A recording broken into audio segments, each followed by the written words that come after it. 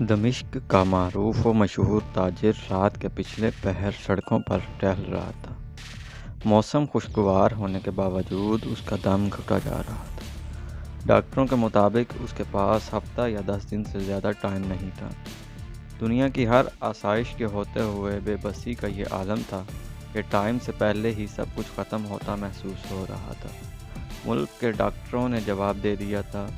ایک ننھی سی امید تھی کہ امریکہ میں علاج ہو سکتا ہے، وہ بھی دم توڑ گئی جب وہاں کئی مہینے ٹیسٹ کروانے کے بعد سینئر ترین ڈاکٹر نے آخر کار ایک دن آ کر نرمی سے سمجھایا کہ آپ کے پاس زیادہ ٹائم نہیں ہے، لہٰذا میرا مشورہ ہے اور عقل مندی یہی ہے کہ باقی کا قیمتی ٹائم آپ اپنے بیوی بچوں کے ساتھ گزاریں۔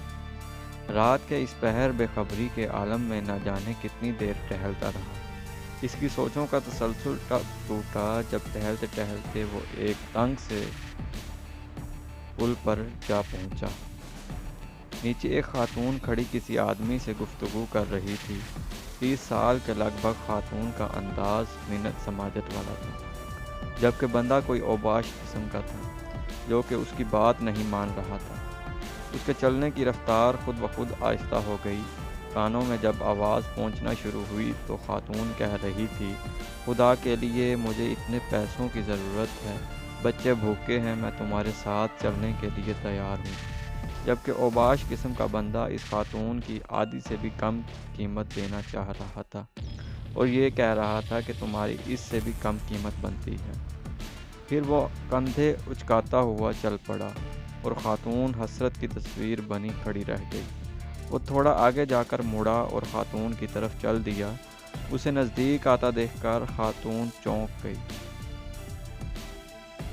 اور امید بھری نظروں سے قریب آتے کو دیکھنے لگی۔ نزدیک پہنچنے سے پہلے خاتون آگے بڑھی۔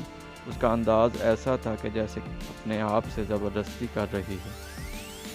اس نے قریب پہنچ کر سلام کیا۔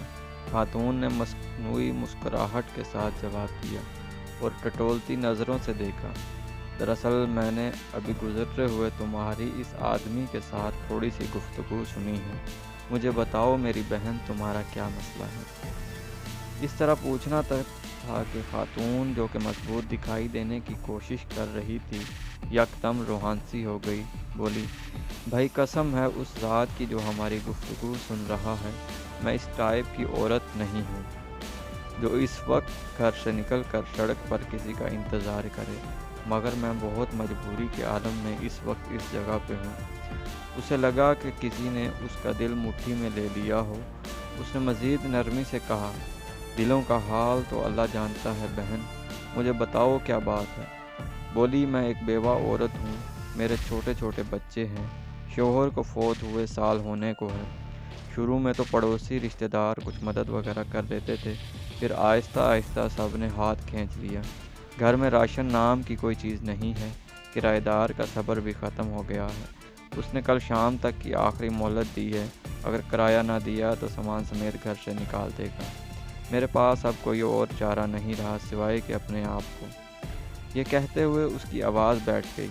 اس نے بھی جلدی سے دوسری طرف مڑ کر بہانے سے اپنے آنسو صاف کیے، پھر مڑ کر جلدی سے بولا، بس ٹھیک ہے بہن، کوئی بات نہیں، اور اپنی جیبوں میں ہاتھ ڈالا تو پتہ چلا کہ جیبوں میں جو رقم ہے وہ نہ ہونے کے برابر ہے، کیونکہ جس عالم میں وہ نکلا تھا اسے تو ہوش ہی نہیں تھا۔ اس نے خاتون سے کہا، فی الحال یہ رکھو اور مجھے اپنا ایڈریس بتاؤ، فکر کرنے کی کوئی ضرورت نہیں ہے، اپنے گھر جاؤ، انشاءاللہ سب ٹھیک ہو جائے گا۔ خاتون نے بے یقینی کے انداز میں کھڑی اس کی طرف دیکھ رہی تھی، جیسے سوچ رہی ہو کہ اس پر بھروسہ کرے کہ نہ کرے۔ اس نے پھر سے یقین دہانی کرائی کہ تم جاؤ اور ایڈریس بتا دو بس اپنا۔ اس نے آخر کار ایڈریس بتا دیا۔ وہ پھر ایک طرف کو چل پڑی۔ تھوڑی دور تک خاتون کو جاتا دیکھنے کے بعد وہ مڑا اور واپسی کی طرف تیزی سے قدم اٹھانے لگا۔ گھر پہنچ کر اس نے کافی مقدار میں نقدی لی اور ڈرائیور کو بڑی وین نکالنے کو کہا، پھر خود ڈرائیو کرتے ہوئے شہر کے 24 گھنٹے کھلے رہنے والے سٹور سے راشن کی بڑی مقدار وین میں بھری اور خاتون کے بتائے ہوئے ایڈریس پر پہنچ کر سارا راشن اس کے گھر اتارا۔ باقی کی رقم خاتون کو دی اور کہا صبح کرایہ دار سے وہ خود بات کر لے گا۔ وہ کرائے का मामला निपटा देगा और इंशाअल्लाह हर महीने मखसूस रकम आप तक पहुंचा दी जाएगी। ये कहकर जल्दी से बिना कुछ कहे सुने वापस मुड़ गया। खातून बुत बनी बेयकीनी के आलम में खड़ी आंसुओं भरी निगाहों से देखती रह गई और वो वैन समेत नज़रों से ओझल हो गया। उसकी कैफियत अब काफ़ी बल्कि बहुत मुख्तलिफ थी। उसके अंग अंग से खुशी फूट रही थी। कुछ घंटों पहले जो उसकी हालत थी वो अब यकसर बदल गई थी। अब उसे हफ्ता 10 दिन गुजारने की जो फ़िक्र थी वो थोड़ी कम हो गई थी। हफ्ता 10 दिनों का ख्याल आते ही उसने कागज़ कलम लेकर खातून का एड्रेस लिख कर वसीयत लिखी कि हर माह बाकायदगी से 4 लोगों के माकूलात से बढ़कर खर्चे की रकम इस एड्रेस पर भिजवाई जाए और कागज़ को लिफाफे में बंद कर तिजोरी में रख दिया। अब उसे लग रहा था कि अपने आखिरी सफ़र के लिए वो तैयार है या थोड़ी बहुत तैयारी कर ली है। फिर हफ्ता गुजर गया, फिर मज़ीद 10 और पूरे 15 दिन गुजर गए। घर वालों के कहने के बावजूद अस्पताल नहीं गया और फिर पूरा 1 महीना गुजर गया और अगले महीने की रकम भी उसने फ़ौरन भिजवा दी। फिर उसे एक महीना करते पूरा साल गुजर गया और वो मामूल के मुताबिक रकम भिजवाता रहा। फिर 5 साल, फिर 10 साल गुजर गए और फिर पूरे 20 साल गुजर जाने के बाद एक रात वो मामूल के मुताबिक तहज्जुद के लिए उठा, वज़ू करके तहज्जुद शुरू की और सजदे में दुआ करते करते उसकी सांसें ख़त्म हो गईं। इस जहान फ़ानी से सजदे की हालत में रुखसत हो गया। घर वाले जब सुबह उठे तो उसको सजदे की हालत में मुर्दा पाया। अफसोस के साथ साथ घर वालों को इस बात की खुशी सी भी थी कि अच्छी और मुबारक मौत हुई है। खैर, तकफीन और तदफीन और दीगर इंतज़ामात के बाद औलाद का तिजोरी और वसीयत खोलने का वक़्त आया तो वो बंद लिफाफा भी निकल आया जो कम अज़ कम 20 साल पहले की तारीख़ का उनके वालिद के हाथ का लिखा हुआ था और इसका मतलब था इस लिखे गए एड्रेस पे 20 साल से रकम दी जाती रही है। लिफाफा पढ़ने के बाद उनको पता चला कि वालिद साहब को फौत हुए 7 दिन हो गए हैं, जो कि तकफीन और तदफीन और रिश्तेदार लोगों के मिलने मिलाने में निकल गए हैं और वसीयत के मुताबिक रकम की अदायगी 7 दिन लेट हो गई।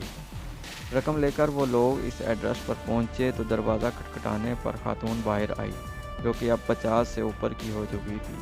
सलाम दुआ के बाद ताजिर के बड़े लड़के ने खातून से मुअद्दब अंदाज में कहा कि आपके वालिद साहब की तरफ से जो माहाना मखसूस रकम है वो देने आए हैं और माजरत चाहते हैं कि रकम की अदायगी 7 दिन लेट हो गई। वो असल में खातून जल्दी से बोली, अरे नहीं, कोई बात नहीं। आपके वालिद साहब के हम पर बहुत एहसानात हैं। आप लोग मेरी तरफ से वालिद साहब को बहुत बहुत शुक्रिया बोलिएगा और उन्हें बताइएगा कि हम हमेशा उन्हें दुआओं में याद रखते हैं और रखेंगे। और मेरी तरफ से आदाब के साथ उन्हें बताइएगा कि अब उन्हें रकम भिजवाने की ज़रूरत नहीं है। बेटा हैरानगी से बोला, क्यों?